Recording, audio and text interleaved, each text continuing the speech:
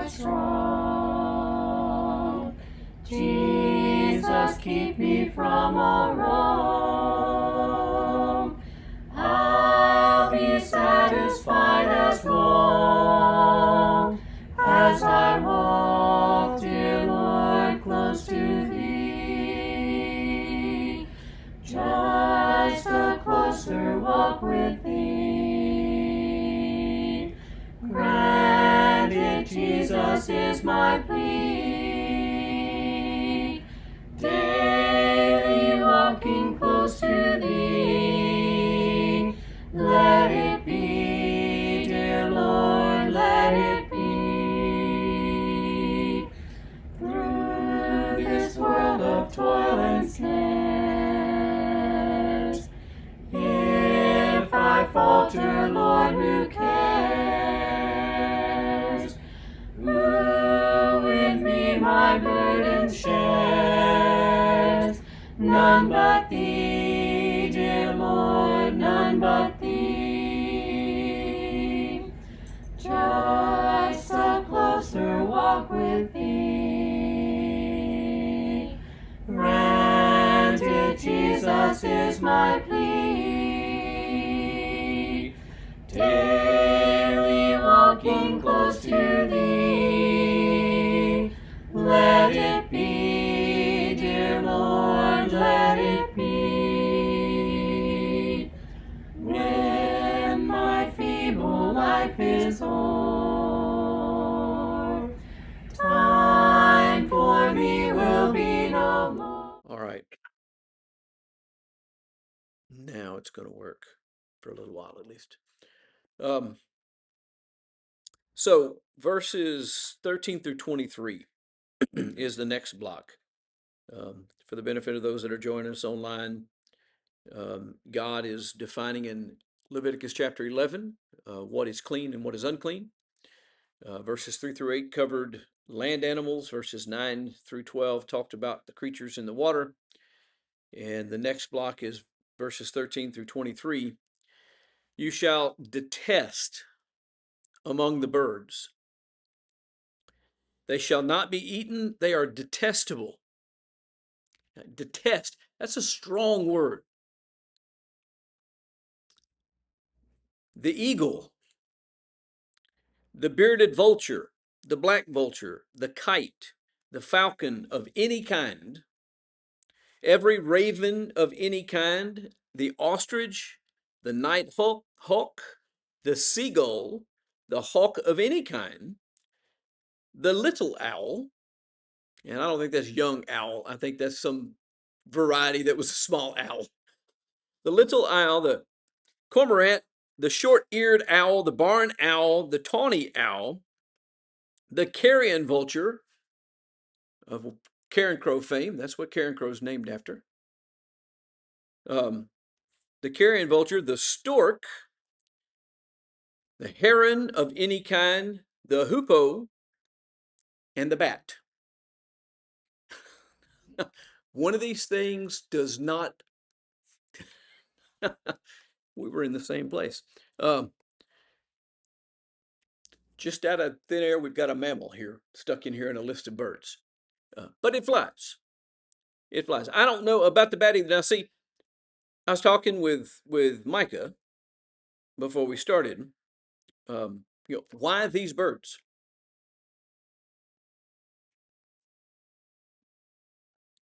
Does it give any indication of why these birds are unclean? None. Zero at all. But not only does it say that they're unclean, it actually takes a step further than that. It says that you're supposed to do what? Detest them. Now, some of them are detestable. Some of those vultures and stuff, if you've never been around a vulture nest, it is not pleasant. You can smell them from a good distance away. Not a pleasant thing. But that's not true of every bird on this list. And not all these birds are birds that feed off of dead things. That not all of them are scavengers. Some of them are hunting predators. That can't make them unclean because humans also killed animals to eat them. So there's not any reason beyond what? This list. And one of the more common things that you get among commentators is that these dietary laws were to distinguish them from the lands around there and the diets that they ate and the way, and there may be something to that. It certainly did that. It still does that to this day. But I'm not sold that that's the reason either. Sometimes you do things purely for the pedagogy of the act. There's not a real good reason for doing it in that particular way beyond the fact that you are teaching.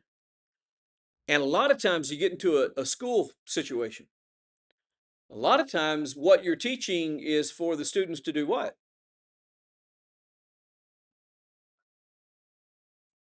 Follow rules. The reason why there is a rule is to teach them to follow rules. It's the only reason the rule exists. Because what happens, for those that have been in a classroom setting, either as a student, but more importantly as a teacher, what happens if you get a group of students in a class that don't follow rules? They are going to fail. But listen, bedlam happens. And the younger they are, the worse it is. It just becomes completely undisciplined. It's noisy. It is confusing. Here's a principle for you. 1 Corinthians 14, the end of that discussion about the use of spiritual gifts among believers in the first century.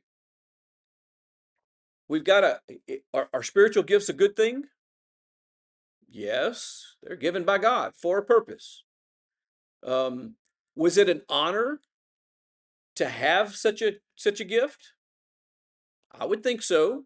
They certainly thought so, especially the ones that could speak in tongues. They thought that was a particular honor.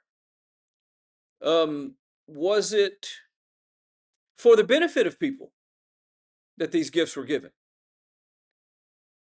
But if there wasn't any discipline used in the exercise of the gifts, what happened instead of good? Chaos.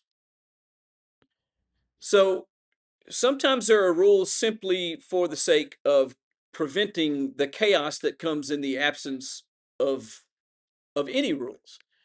The decision about whether a street should be 35 miles an hour or 40 miles an hour, a lot of times it might not would matter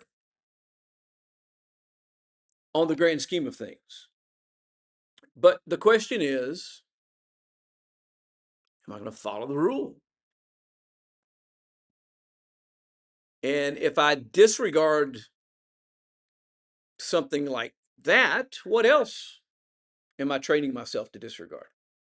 So part of this is just rule keeping, just teaching people the principle that some things are clean and some things are not clean, and who defines what's clean and unclean? God. That's what's being taught here. You don't decide what's clean and what's good. I tell you what's clean and what's good. And then you follow. Everyone who is a parent has gone through that with their children, where they basically say, look, I'm doing this for your own good. Just listen to me and do what I say. And every parent ever in history has, on at least one occasion, but probably many, many more, had a child that just rebelliously chose to ignore. Now you know how God feels. And sometimes when they do that, what happens? They get hurt. And you're tempted to say, see, I told you. You should have just did what I told you to do in the first place, and this wouldn't have happened. I'm glad that God doesn't do that to me every time that I mess up. I would hear that a lot, probably.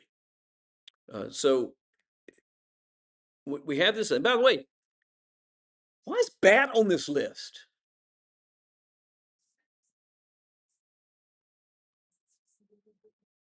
Yeah, yeah. There's not enough food to worry about anyway. Yeah. Uh, there's just a lot of weird stuff. One of the things again that Mike, the two things that are most apparent about the list of birds is that they either are scavengers or predators. So maybe it's just because they are in contact with dead things and we're not supposed to touch dead things. So, okay, maybe. What about the bat? What if bats eat bugs for the most part? They eat bugs, they catch insects. Guess what else eats bugs and insects? All the birds that are not listed here. So I don't think it's about their diet or even their behavior. I think it's purely an exercise of saying God doesn't leave his people to guess about things. God tells them what he wants. And holiness is defined by what he reveals to us, not by our preferences. I don't get to decide, but I really like the way that the spotted owl tastes. By the way, the spotted owl is not on this list. I really like the way the barn owl tastes. I don't get to decide that. Doesn't matter. I don't choose what's clean and what's unclean. I'm told what's clean and what's unclean. And so when we get into other areas of life, like sexual behavior, I don't get to say, but I like it. And nobody gets hurt from it. And all the other excuses that people come up with as a license to do something that God has said, don't do that. And even if there isn't some kind of immediate natural consequence to the behavior, does not mean that the behavior is not wrong. And we have to learn that. And God is teaching. Now, keep in mind, this is all also under the bigger umbrella, which is the point of this whole book about how a sinful man can be in fellowship with a sinless God. How man can be transformed from being afraid of being in God's presence to desiring to be in God's presence. Well, this is part of he's teaching people, he's teaching his people how they can have confidence in fellowship with him. To the point that by the time we get to the New Testament, it's with boldness that we enter in to the mercy seat of God. That's the exact opposite of fear. The exact opposite of being afraid to go before God is to boldly walk in before him. That's like Star Trek. Boldly go where no man has gone before. We're supposed to be, Captain Kirk. Let's just go in there and have our conversation. How can we get to that point that we're so comfortable with a relationship with God that we feel free to talk to him and to talk to him about anything? Well, this is one of the ways that we do. We learn to listen to his instructions and follow his instructions, and thereby realize that we have a relationship with him. I wasn't afraid of my mother unless I had done something wrong. And I was even more afraid of my stepfather when I did something wrong, uh, because the consequences were different than when I did what was right. In fact, when we do what is right as children, what do we tend to do? Yeah, but as children, we tend to point out to our parents, look what I did. You see how I did this? I did this right. Why do we do that? We're proud, and we know that that's what they desire of us, and we want to make sure that they're aware that we did what. There's an aspect of that psychology that's in here too. If I'm doing what is right, then I want to let God know, as if he doesn't know. He already knows already, but I'm not afraid, and that's part of what's going on here. Did you have a comment or a question, Miss Karen?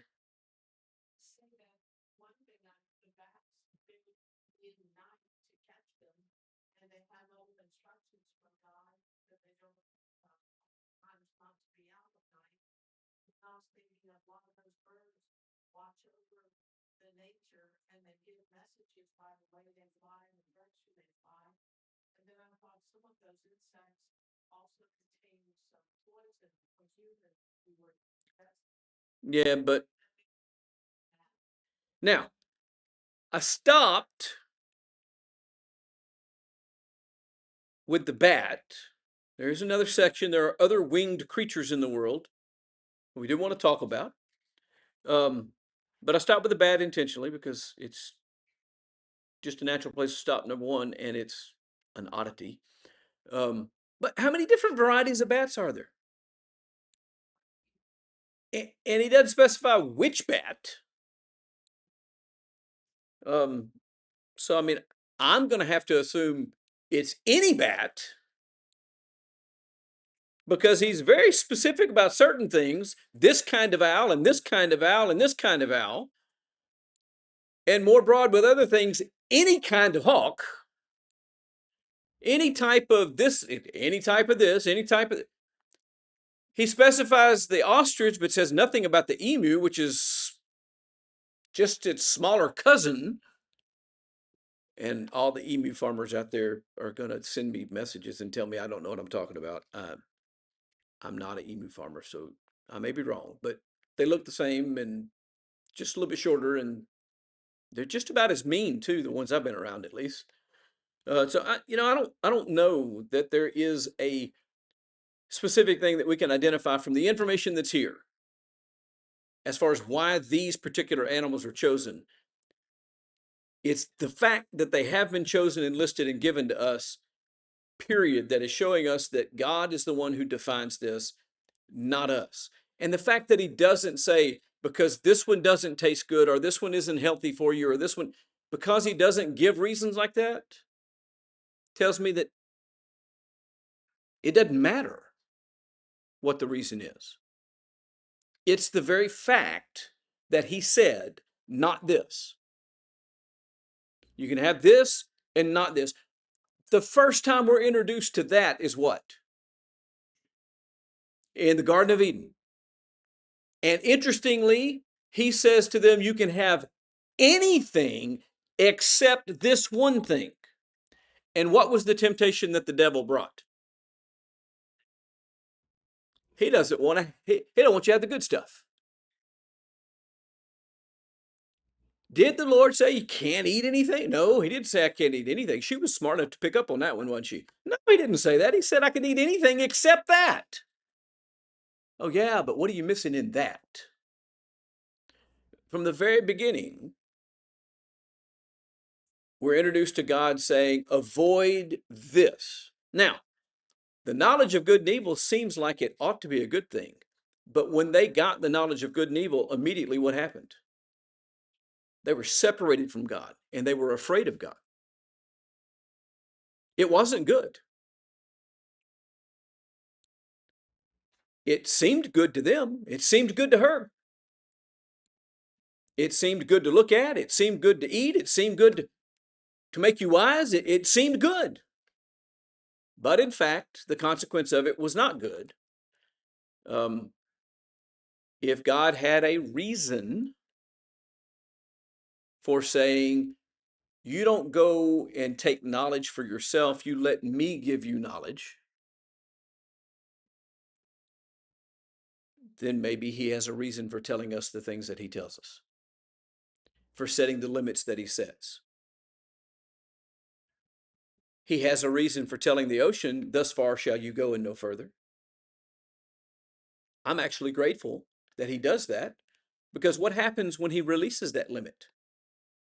We drown, the earth floods, because the water covers the whole earth if it's not limited and controlled. That's a teaching tool as well, so that we understand that the limits that God places on things are for our good, not to work against us. And so I have to assume that when he says, don't do this, that is for my good, and he decides that it's good for me not to eat or not to do or not to taste or not to touch. But when I start saying do not eat, do not taste, do not touch, that's a different thing altogether. All right, let's keep reading here. Where did I stop? 19. All winged insects is the next group. Now, what these have in common with the other things is the wings. All winged insects that go on all fours are detestable to you. Yet among the winged insects that go on all fours, you may eat those that have jointed legs above their feet, knees. And so what are we talking about? Grasshoppers, locusts, crickets, those kinds of things. Those you can eat. Those which hop on the ground, of them you may eat, the locust of any kind, the bald locust of any kind, the cricket of any kind, the grasshopper of any kind. But all other winged insects that have 4 feet are detestable to you. Why? I don't know. I'm going to tell you right now.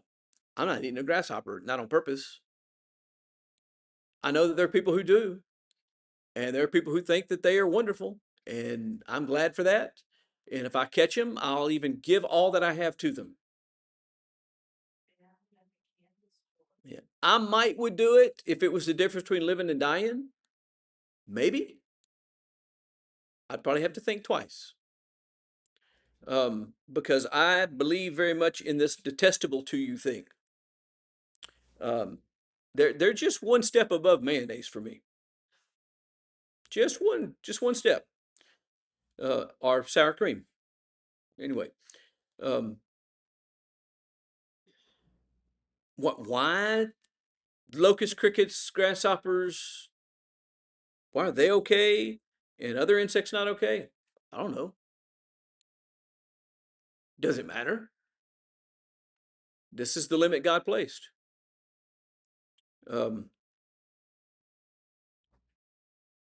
By these you shall become unclean. Now there's where he finally introduces the word unclean. If you're touching, eating, engaging with these forbidden winged creatures, you become unclean. But again, we have to point out here that is not a death sentence to become unclean. To stay unclean is a death sentence. You don't have fellowship with God if you're unclean, but what did he also make provisions for? A process to become clean. So, are there some times, for instance, that you're going to have to touch a dead body? Yes, somebody at some point is going to have to touch a dead body. That made them unclean. But there was a way in which they could be cleansed again and restored into it. And so he's still teaching. He is also teaching us that just because we make a bad choice, just because we rebel against God and choose to do something that he has told us not to do, or I'll go ahead and throw this in there, refuse to do something that he's told us to do, that is not a forever end. There's still a way to find ourselves back in God's good graces. He's teaching them that as well. These things make you unclean. Oh, but I've done this, so I'm unclean. I get, well, he's going to get to it later and say, okay, if you're unclean, this is the process. This is what you have to do. And by the way, the point of that process is teaching how big a deal it is to be unclean. So that you understand that to be unclean is not some small thing, that it's a serious thing. So by these you shall become unclean. Whoever touches their carcass shall be unclean until the evening. Whoever carries any part of their carcass shall wash his clothes and be unclean until the evening. Every animal that parts the hoof, but is not cloven footed or does not chew the cud, is unclean to you. This is a repeat from earlier in the chapter. He's saying it again. Why do you say things twice? You want to make sure that the people understand.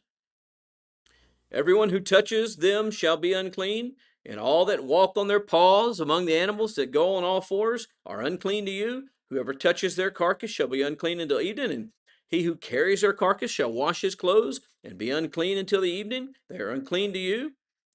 And these are unclean to you among the swarming things that swarm on the ground: the mole rat, the mouse, the great lizard of any kind, the gecko, the monitor lizard, the sand lizard, the chameleon. These are unclean among you. All that swarm, whoever touches them, when they are dead, shall be unclean until evening. So, eating these things are touching their dead bodies, will alter your state. And anything on which any of them falls, when they are dead, shall be unclean. So let's say you got a chameleon up in the tree, the chameleon dies, it falls off the tree, it lands on your favorite whatever. Yeah, there we go, blanket. Now your blanket's unclean. You got to do something with it. Or if you use it while it's unclean, guess what? You're unclean. And so we're getting some instruction about how sin affects people. And why, for instance, questions like, well, why do we have to withdraw fellowship from a believer who is not walking orderly? Because if you have fellowship with him and he's unclean, it affects you. And if having fellowship with him when he's unclean affects you, then you're having fellowship with God while you're unclean affects God. Only problem is that God can have no fellowship with darkness. So if I'm unclean, then I have no fellowship with God. So it matters what I do and where I go and who I engage with. Now, again, it's important. I'll go ahead and bring this up just to be abundantly clear. Jesus made it clear that the only way, well, I'll say, Paul makes it clear too in his letter to the Corinthian church, that the only way to avoid all sinners is to do what? To be out of this world entirely. So he said, when I wrote to you not to keep company with a sinner, I didn't at all mean with the sinners of the world, because then you'd have to leave the world completely. But as it is, I meant so-called brothers who engage in these kind of behaviors. Don't fellowship with them. Now, where Jesus talks about that is in his prayer in John 17, where he talks about his disciples, that he did not ask that God take them out of the world, but that God preserve them within the world. And so if we move around in this world from time to time, we are going to have to touch things. And by the way, Jesus exemplified that as well, because what did Jesus do? He touched lepers. He touched sinners. He touched the people came to him. He didn't have to touch them, but he touched them anyway. He was teaching as well that what he calls clean, we don't get to call unclean. So we have to think about all this, and the purpose for these regulations is to help us understand what it is required of us in order to maintain our fellowship with God. Anything on which any of them falls when they are dead shall be unclean, whether it's an article of wood or a garment or skin or a sack or any article that's used for any purpose. Maybe it's my favorite jacket, my favorite suit coat. I'm sorry, you just can't wear that anymore. Not until it has been cleansed. It must be put into water.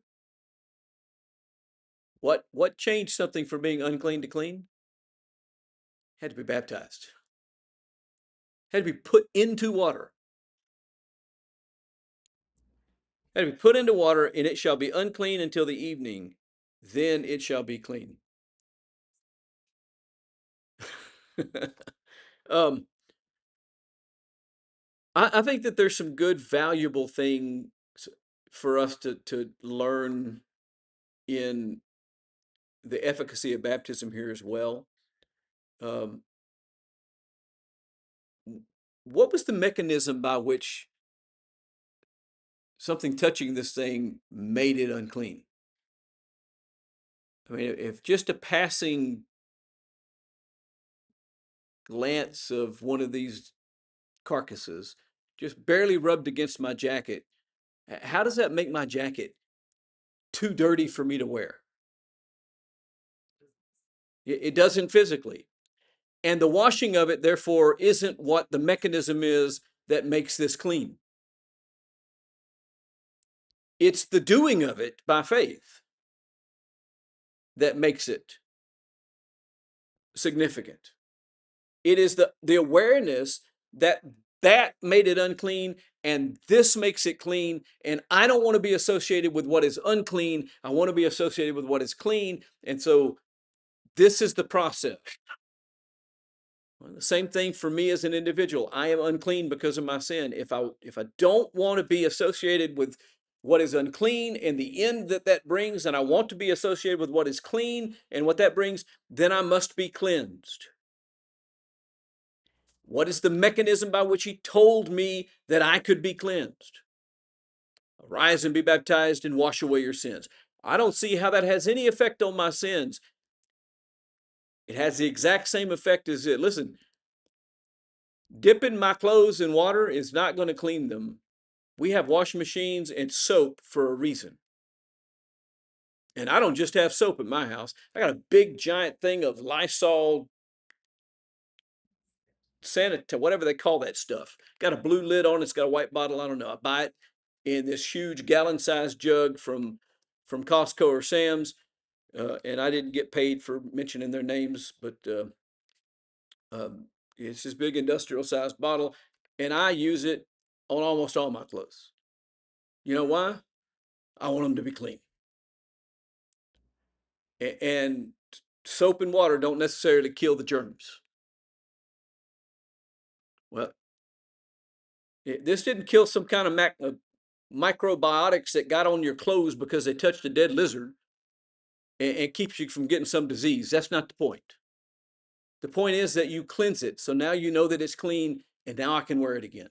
I can have fellowship with it when it's clean. I can't have fellowship with it when it's not. And it's the exact same thing. It was the coat before, it's the coat after, and it's the coat yet again. It didn't change. Its status changed. It went from being clean to being unclean to being clean again. And that teaches us something. When you have a friend, a family member, a neighbor, a coworker who lives in sin and is thereby spotted and stained by sin, does that devalue them?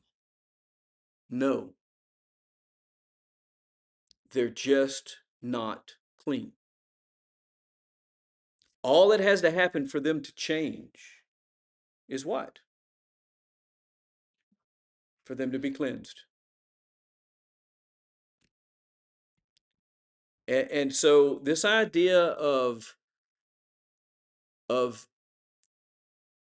feeling better than people who are not as righteous as we are is ridiculous. They are exactly like us. The only thing that's different is we've been washed.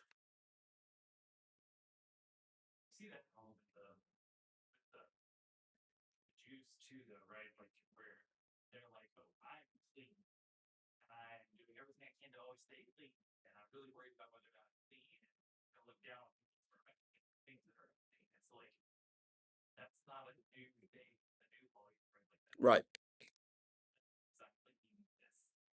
Is a It's, problem we have. it's been around for a long time. And I'm better because I'm of better stock. The pure blood Jews look down their noses at the half-breed Samaritans. The fact of the matter is, Christ died for all of them. And Christ always intended to die for all of them. And here's where you'll get the next step. Guess what? Ultimately, they all came from the same family. There's a lesson for us to learn. Verse 33, if any of them falls into an earthenware vessel, what's an earthenware vessel? A pot, piece of pottery. You cook in these things. You carry water in these things. If any of them falls into an earthenware vessel, all that is in it shall be unclean, and you shall break it. Sorry, that can't be replaced. You just got to, that goes to the trash heap. Why didn't you get to just wash it? I don't know. I mean, it is, but I don't think there's anything inherent about the thing touching it that makes it somehow poisonous to you. So he's teaching us that some things just go too far. Any food in it that could be eaten on which water comes shall be unclean. And all drink that could be drunk from every such vessel shall be unclean. And everything on which any part of their carcass falls shall be unclean, whether oven or stove, it shall be broken to pieces. How about that for a task, Mom? That because you got some a mouse trap out because there's a mouse that's coming in your house. The mouse gets caught, flips over onto your stove. Now your whole stove's got to be thrown out and thrown away. That's essentially what he's saying here. It shall be broken in pieces. They are unclean and shall remain unclean for you.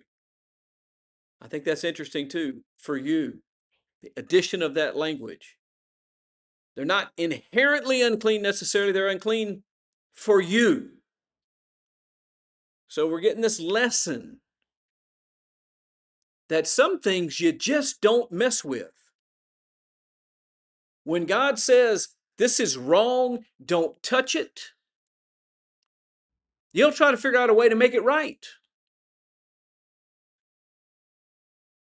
It's just wrong. Nevertheless, a spring or a cistern holding water shall be clean, but whoever touches a carcass in them shall be unclean. Get this, okay? I want you to, if anything would be polluted by it, it should be the cistern or the spring, right? But he says, no, the cistern and the spring, it's okay. But when you touch the animal to get it out, you're unclean. You can keep drinking the water in the cistern, but you're unclean because you touched the animal. That again tells me that it's not about sanitary things. That's not what's going on here. What's going on here is God is setting parameters and showing that he dictates what is good and what is evil. And our job is to listen to his instructions. Whether we understand why or not does not matter. It's great if we do understand why, but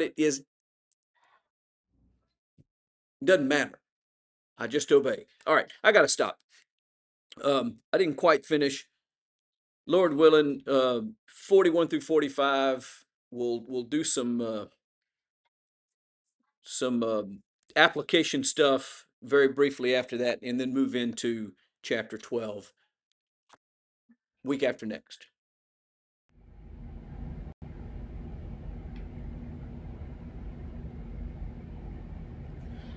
I am weak, but thou art strong.